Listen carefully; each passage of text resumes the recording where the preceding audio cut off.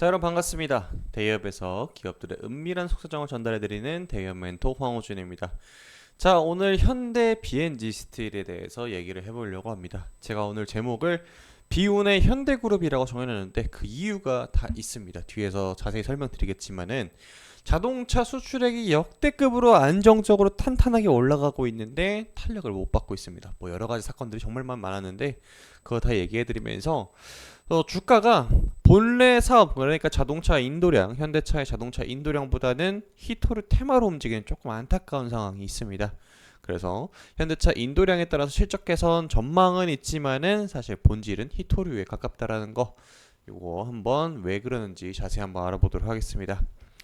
자, 바로 본 내용 시작하면은 이 회사가 도대체 무슨 판매를 하고 있는지 또 봐야 됩니다. 매출액을 보면은 1916억 원을 기록을 했고 영업이익은 적자를 기록을 했습니다. 요거는요, 여러분들 이제 열연 그리고 열연 강판, 냉연 강판 이렇게 구분이 되잖아요. 보통 자동차에 들어가는 건 둘 다 들어갑니다. 그래서 스테인리스 강판이 이제 자동차에 우리 보면 범퍼라든지 아니면 프레임 자체에 있죠. 그거 만들어내는 거거든요. 그래서 이거 왜 가격이 판매를 했는데 저렇게 안 나오냐? 원래 이제 철강이 그렇습니다.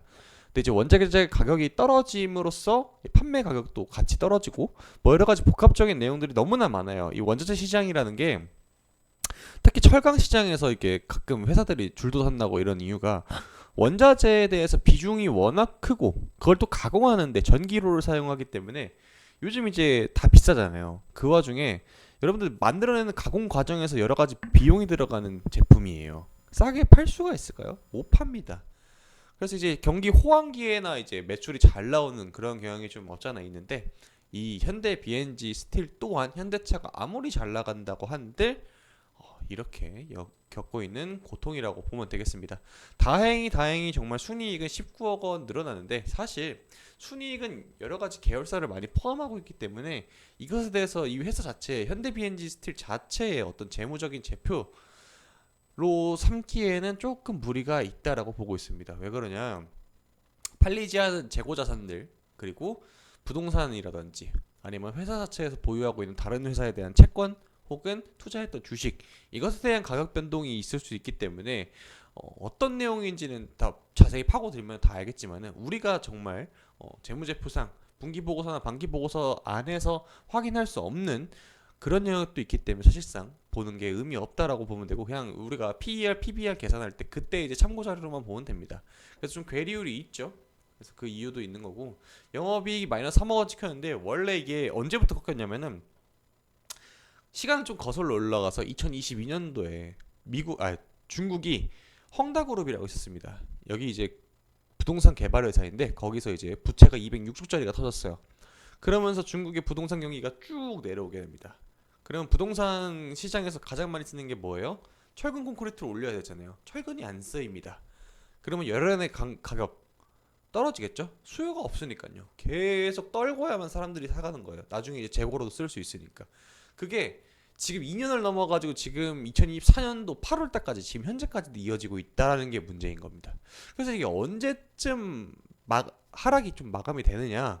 사실 그거에 대해서 얘기를 하려면은 여러 가지 복합적인 내용들이 너무나 많기 때문에 지금 당장 언제입니다라고 말씀드리기에는 좀 무리가 있습니다. 말해봤자 틀릴 거예요. 맨날 이제 시장이 계속해서 변하기 때문에 그래서 그거에 대해서 언제다라고 재단하기엔 상당히 좀 어려운 부분이 있고 우리가 지금 좀 중요하게 봐야 될 거는 이게 아닙니다. 반응을 잘 못하고 있어요 회사 자체가. 지금 보면 이게 2024년도 7월달 전체적인 우리나라의 수출이 통계거든요. 근데 이제 7월달 15대 주요 품목별 수출액의 증감이 있는데 자동차가 2위예요. 근데 이게 언제부터 계속해서 꾸준하게 올라갔냐면은 우리가 반도체 불황이라고 했을 때 있었죠. 1, 2, 3월달 1분기 때 반도체에서 실적 다 박살났잖아요. 그리고 2분기 때 조금 이렇게 턴어라운드 했고 그 기간 동안에 우리나라 흑자를 기록할 수 있었게 그리고 적자를 기록하더라도 조금 더 상쇄시켜주는 애가 바로 자동차 부분이거든요. 그리고 실제로 작년에 이제 현대차의 정의선 회장이 미국에서 자동차 기업 중에서 포브스에 실리게 되는 연관력이 있는 인물 1위로 등극이 됐었어요. 그만큼 북미 시장에서 현대차에 대해서 꽤나 좋은 위치를 갖고 있고 자동차는 그냥 꾸준하게 잘 팔립니다. 조선 사업처럼 막 한 번에 팍 들어갔다가 팍 죽고 이런 것보다는 꾸준하게 올라가요. 근데 이게 실적으로 꽂히려면 현대차 자체는 잘 나올 수 있어요. 근데 지난번 여러분들 현대차, 기아차가 지금 왜 죽고 있냐면은 시청역 사건 이후로 블랙박스 뭐 의무화 뭐 해가지고 그때 이제 하락을 한번 쭉 갔다가 신고가 계속 갱신했잖아요. 그러다가 지금 증시가 빠지고 있으니까 그 핑계 대가지고 시청역 때문에 그렇다 해가지고 가치가 쭉쭉 떨어지고 있죠. 실적이 아무리 좋게 나와도 지금 시장에서는 여러분들 코스닥 지수가 마이너스 6% 이상 빠지고 있는 이 상황에서는 반응을 안 합니다. 그럼 여러분들이 지금 대응해야 될 건 뭐냐? 이게 제가 환율은 좀 넘어가고요. 이것도 넘어가고 우리가 지금 중요하게 봐야 될 게 요거예요. 미국의 대선 결과입니다.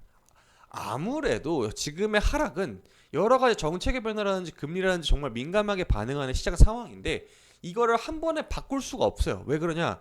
그것보다 더 중요한 게 본인들의 정치적 이권 다툼이기 때문에 이것에 대해서 결판이 나는 11월 5일. 그러니까 이제 양측 후보다 지금 당장 여러분들이 지금 원하는 게 금리를 그냥 낮춘다고 파월이 그냥 입 뻥끗 해가지고 그냥 확 낮춰버리면은 모든 게 다 잡혀갈 것 같잖아요. 근데 그렇지가 않다라는 거죠. 일단은 첫 번째로 정치적인 상황에서 놓고 보았을 때 지금 당장 금리 낮춰가지고 했는데 안 먹혀봐. 그러면 이거 다음번 내가 이제 정권에 들어서게 되면은 이거 명령을 내린 사람의 핑계로 해가지고 당연히 시장 안 좋겠죠. 대통령이 바뀌더라도 하루아침에 이게 몇 년에 걸쳐가지고 내려왔던 그 하락폭이 여러분들 바로 반등하겠습니까? 안 돼요. 그 기간 동안 턴어라운드 할 때는 그 전 정권의 사람을 핑계를 대고 그리고 턴어라운드에서 올라갈 때는 내가 잘한 거다라고 말하는 게 보통 정치 표본이잖아요. 그래서 지금 당장 여러분들이 원하는 그 기적적인 반등 같은 건 나오기가 너무 어렵다라는 겁니다. 지금 오늘 8월 5일이거든요. 8월 5일 기준으로 해서 D-Day 92일이 남았습니다. 한국 시간으로 해서 뭐 결과 더 나오게 되면 D-Day 93일 정도 되겠지만은 그걸 기대하기가 좀 어려워요. 만약 진짜 11월 5일이 미국 시간 기준으로 해서 띵 돼가지고 결과 탁 나오고 나서 미친 듯이 반등이 나올 것 같지만은 그러지 않을 거란 말이죠. 이거 말고도 이게 하나 해결되면은 여기 이 선을 딱 넘었어요. 이 선을 딱 넘어가면은 올라가서 봤을 때 저 앞에도 넘어가야 될 산이 몇 개가 더 있습니다. 대표적으로 중국의 부동산 문제, 러시아 우크라이나 정세 장기화되고 있죠. 그리고 지금 이란하고 이스라엘 얘기도 있죠. 이런 것들이 정말 복합적으로 많이 있다라는 겁니다. 그리고 대통령 바뀌었어요. 그럼 대통령 바뀌게 되면 정권 바뀌게 되잖아요. 정권이 유지가 될 수도 있지만 바뀔 수도 있는 거기 때문에 이것에 맞춰가지고 또 다른 정책 변화가 엄청나게 일어날 수도 있습니다.